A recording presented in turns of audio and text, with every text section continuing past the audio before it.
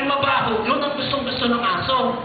Eh ngayon, nakita ng aso, sa halip na agawan ng pagkain na nahuhulog mula doon sa hapag ng mayaman, yung pulubi, ang gano'n na pulubi, parang klase ito, mas masarap ito, sabi ng aso.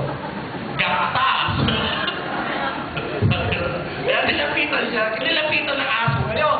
At ang sabi ron, dinilaan, talagang mahirap. Eh, tingnan niyo ba? Talagang mahirap. Hello? Ngayon, tingnan natin yung sunod na kwento. Sige. Sunod na kwento. Okay, ano nangyari?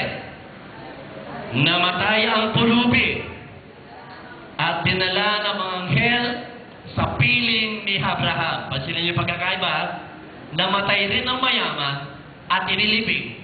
Sa gitna ng kanyang pagdurusa sa Hades, tumingala ang mayaman at kanyang natanaw sa malayo si Abraham, kapiling si Lazaro. At sumigaw siya, mga Abraham, mahabag po kayo sa akin, tutusan niyo si Lazaro na isawsaw sa tubig at dulo ng kanyang daliri at palamigin na akin nila sapagkat naghihirap ako sa apoy na ito. O, pause mo na, tingnan natin yung verse.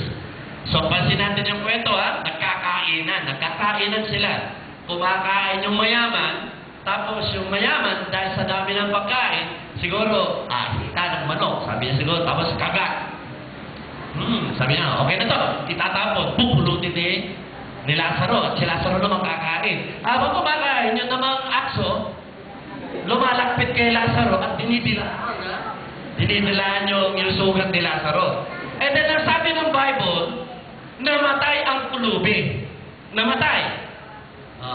At namatay din ang mayaman. Ang pagkakaiba, nung mamatay ang pulubi, dinala sa piling ni Abraham. Mamaya, liwanag ko yun, ha? Yung namang mayaman, namatay, kaya lang inilibing. And then ang kwento, nasa gitna na siya ng pagdurusa, Hades. Yung salitang Hades, hindi pa impyerno yan. Ang Hades ay pansamantalang lagakan ng mga kaluluwang makasalanan na naghihirap doon. Mamaya, papaliwanag ko. Kaya lang, ang gusto ko ipakita rito, una, kahit sino ka pa, kahit ano ka pa, kahit ano pa ang antas ng iyong pamumuhay, mayaman ka man, mahirap ka man, ang sabi ng Biblia, mamamatay ka. Hello? Naintindihan ba? Tumingin ka nga sa tabi mo. Sabi mo, kapatid, mamamatay ka. Mamatay tayo. Naalala ko yung kwento, no? May tatlong namatay sabay-sabay. Namatay tatlo sabay-sabay. Nung pumunta sila kay Pedro, sabi ni Pedro, yung unang namatay, pumunta rito. Ano ang kinamatay mo? Kasi po, sabi niya, pagpasok ko sa kwarto, nakakita po ako ng pantalon at saka po tsinelas. Kinuha ko yung pantalon, sinukat ko, maliit po sa akin. Sinukat ko po yung tsinelas, maliit din sa akin. Yung asawa ko, may kalaguyo. Kaya ang ginawa ko, sa galit ko, sabi, binuot ko yung aparador, tinakot ko sa labas. Tapos nung maitapan ko, hindi na po ako makahinga. Namatay na po ako. Sige, pasok, sabi ni Pedro. Yung pangalawa na lang, sabi niya, ano yung kinamatay mo? Ako po yung nabagsakan ng aparador. Bagsakan ng aparador. Sige, pasok, sabi ni Pedro. Yung pangatlo, pasok. Ikaw naman, ano kinamatay mo? Ako po yung naman ng aparador.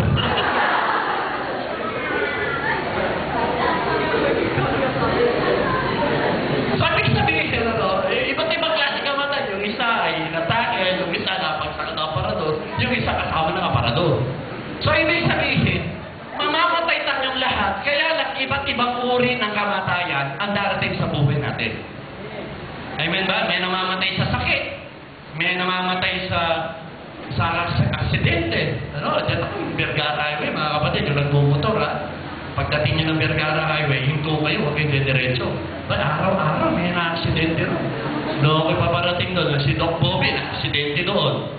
Sumunod doon ngayon si Kuya Benny, na-aksidente ron. Tapos nung ako po, galing nung seminar, doon sa doctors, nag-preach po tayo doon. Pag-uwi ko, kita ko naman, merong isang motor, ang bilis galing ng pamandan, meron namang isang truck naman ng gulungan tayo, abilis din, nakasalpok yung motor, tumilampot, tapos nalaglag sa yung...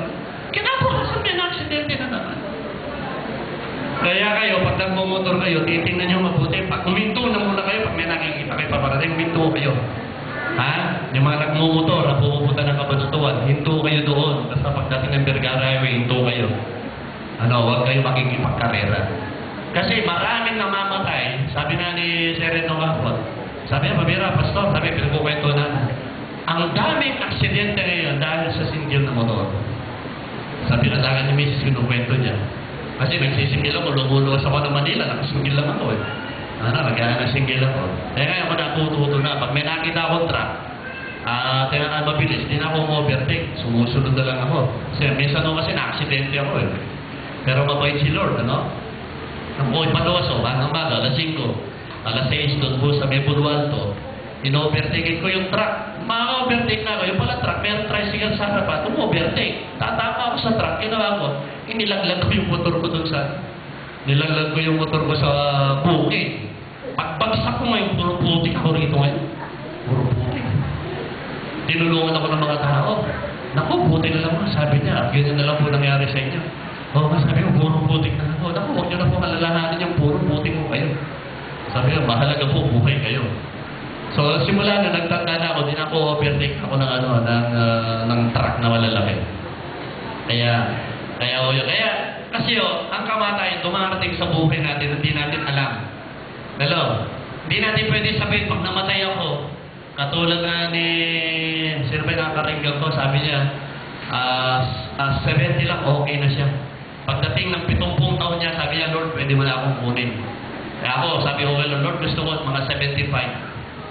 Pag kinuha ko 75, pag kinuha mo ko, yun ang prayer ko sa Panginoon. Pero hindi pa natin alam. Hindi natin alam. Kasi si Lord lang nakakaalam. Sabi ng Hebrew chapter 9, verse 27, itinakda sa tao minsan mamatay. Ibig sabihin ng kamatay, nakatakda.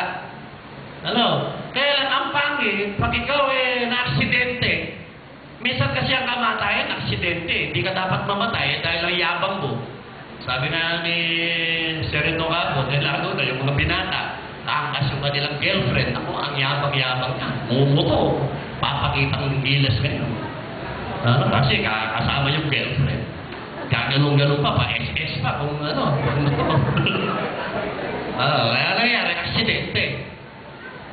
Ang hirap ng aksidente. Yung isang papastor sa Santo Tomas, meron na tayo naging disciple doon. Yung isang kinamatay, o dalawa man eh. Yung isang kinamatay, pambihira, durug-durug. Nung damputin, kaya nga nung nakaburol, hindi mo makikita kasi durug-durug eh.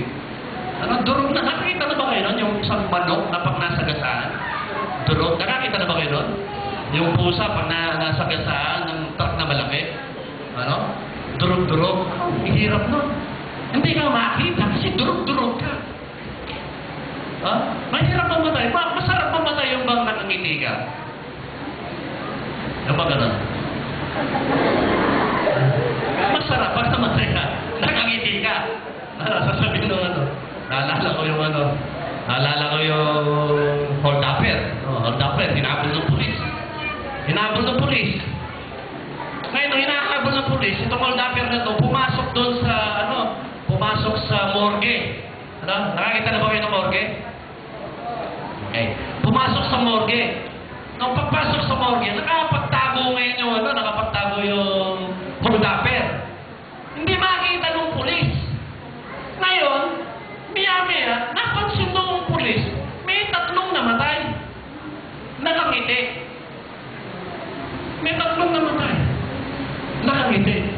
Sabi niya, anong kinamatay nito? Sabi doon sa ayaw po, sabi po nung tumama po ng 50 milyon sa loto, sa tuwa po tumalon, may pako po doon sa loto, tinamaan yung ulo, namatay. Sabi sa tuwa, mamatay ka sa pangit. Ay, gano'n ba? Sabi gano'n. Ito naman, ano kinamatay nito? Naku po, sabi niya. Yung matagal po niya nililigawan, 5 taon niyang nililigawan, na girlfriend, sinagot, sa tuwa ko, inatake sa puso. Kaya nakangiti. Ay, gano'n ba? Sabi ko, ito naman, ano ba ba't nakangiti yan? Tinamaan po ng kidlat. Sabi, tinamaan ng kidlat, nakangiti. Kasi po akala niya, kukunin ng picture, nung kabila ba pinakangiti.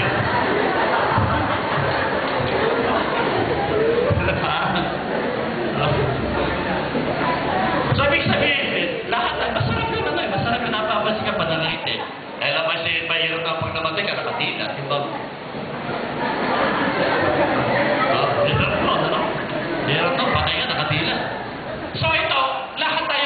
namatayan, ang sabi ng Bible, yung si Lazaro nung mamatay, dinala sa piling ni Abraham. Yung piling ni Abraham, ang lugar po doon, napakaganda eh. Mamaya, makikita natin eh. And then, sa gitna ng kanyang pagdurusa sa Hades, tumingala ang mayaman at natanaw sa malayo si Lazaro. Natanaw sa malayo si Abraham, kapiling si Lazaro. At sumigaw siya, Amang Abraham, nabag po kayo sa akin. Utusan niyo si Lazaro na isaw-saw sa tubig ang dulo ng kanyang daliri at palamigin ang aking dila sapagkat naghihirap ako sa apoy na ito. So pansinin natin, ito'y kinuwento ng Panginoon para makita natin kung ano kahihinat ng isang tao pag namatay. Hello?